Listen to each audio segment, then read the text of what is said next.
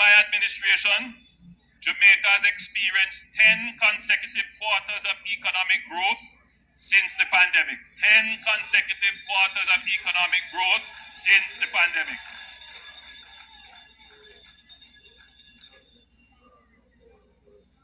We now have a new record of unemployment, 4.2%.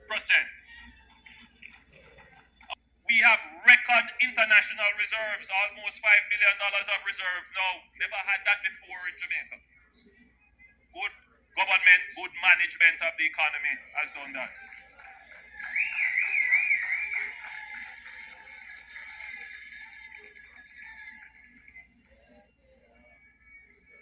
The first time since 1966, some of you weren't born then, but the first time since 1960, I wasn't born, since 1966, Jamaica has a balance of payment surplus.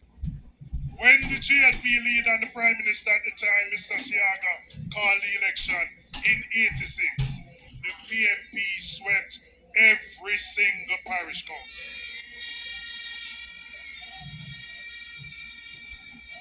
When we swept every single parish council, we laid the wicket for 1989 for the return of Michael Joshua Manley to become Prime Minister again.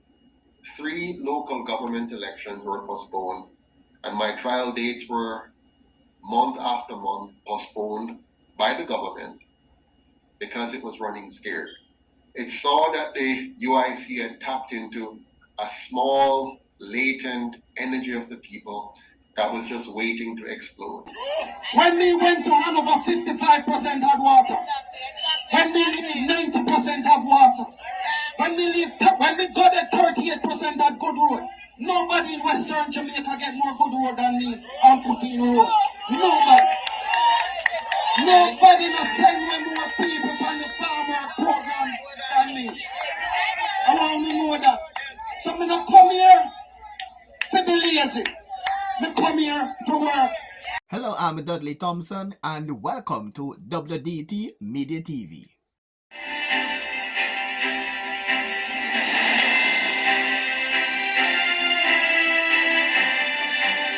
Welcome back, I'm Dudley Thompson. At a recent PNP meeting, the PNP Julian Robinson took some young comrades down memory lane and they're hell-bent on winning back the KSAC because in the view of Mr. Robinson, the KSAC is the most important council in Jamaica.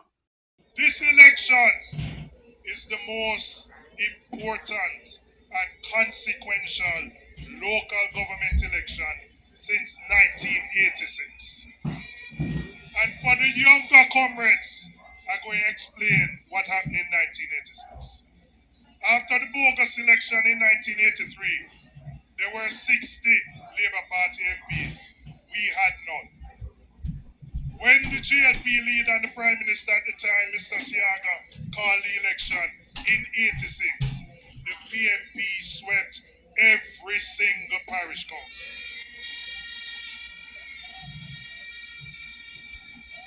When we swept every single parish council, we laid the wicket for 1989 for the return of Michael Joshua Manley to become Prime Minister again.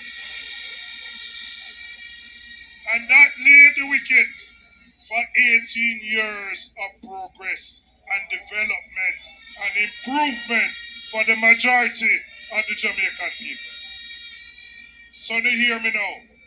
This election is a serious election. Now I'm going to tell you why KSAC is important.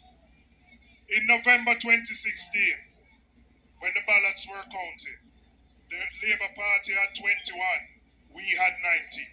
And River lost Raytown by 1 vote. 1 vote. Since that time, 2 people have left us and gone over there. And we say no problem with that. So let me tell you what the equation is, comrades. We have 17. We have to hold the 17.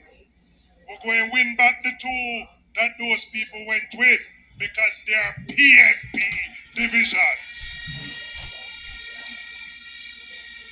They were won by the PNP, and the PNP will take them back. So that takes us to 19. And then we have to win a minimum of 2 more. Minimum. And comrades, no disrespect to none of my other colleagues. KSAC is the most important council in Jamaica. Prime Minister Andrew Holness apparently throwing his words, but he's saying some Jamaicans don't like to see success.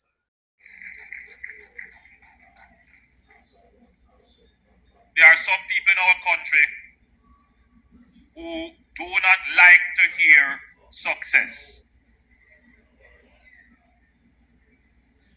There are some people in our country, it hurts them deeply to see that this administration is delivering, fulfilling, realizing, making good on the long-standing dreams and aspirations of the people. It hurts them. The young lady who delivered the first entertainment piece, she says, "What is success?" And there's a line in there which caught my attention. She said, "Success is ignoring the negatives."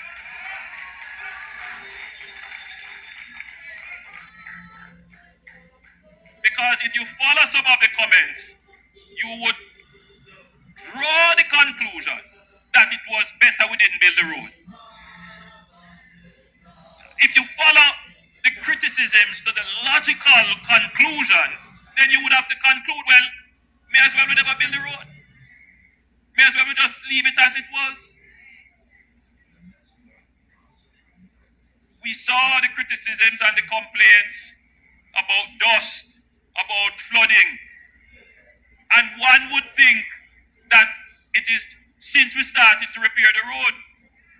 But you notice that I am now going back into the very archives, into the very newspaper records to show what they documented in 2022, in 2023, what they have also documented going back to 2013, 2014, and before, the same very complaints. What is different between 2013 and 2014 and 2022, 2023, 2024 is that this administration is fixing those problems.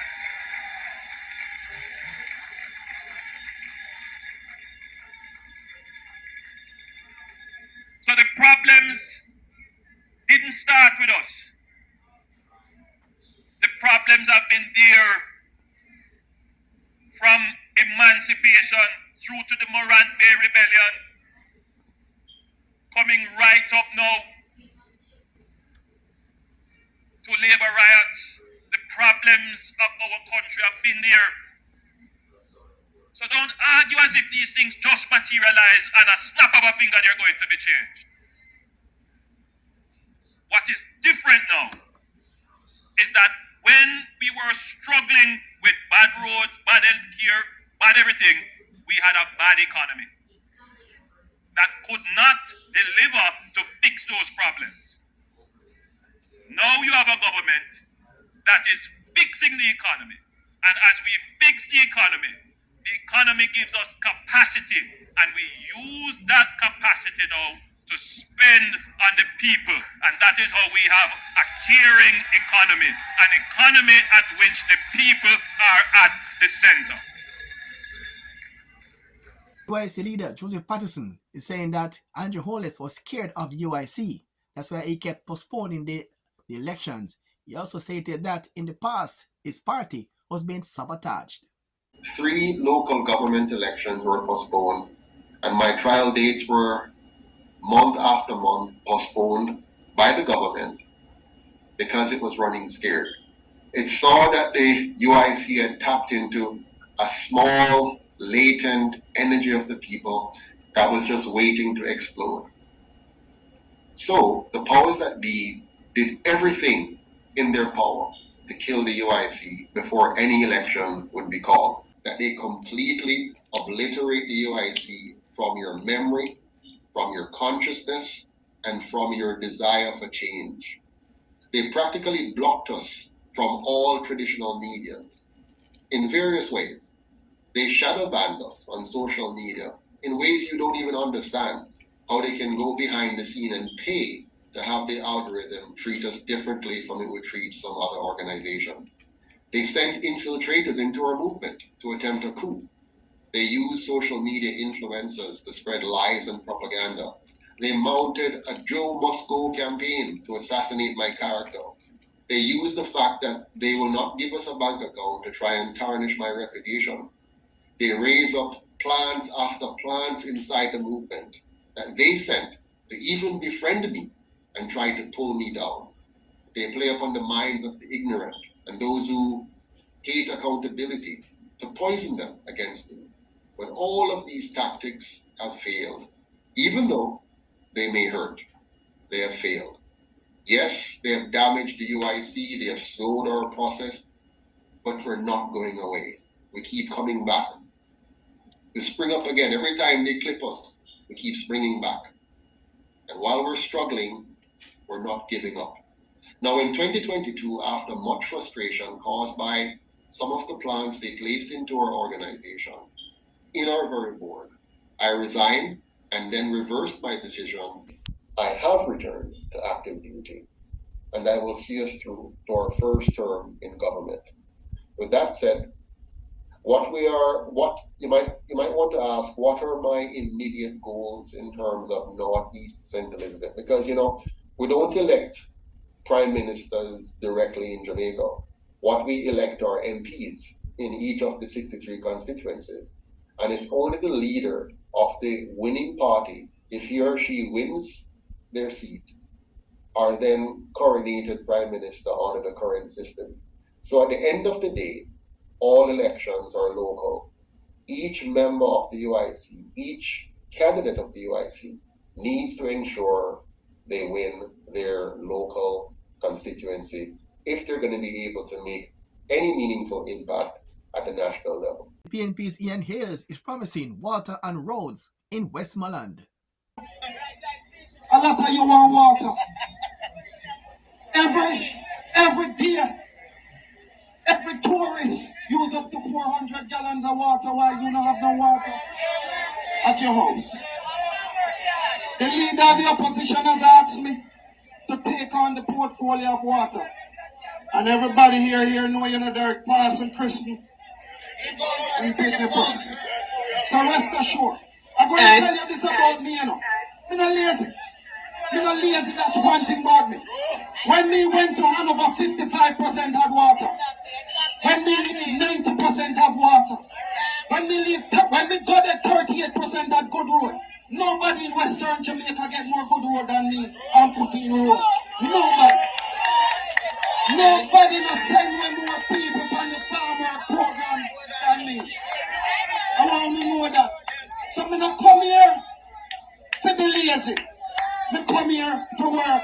And that's how we end today's show. I'm Dudley Thompson, and again, please like, share, and subscribe. And as usual, thanks for watching.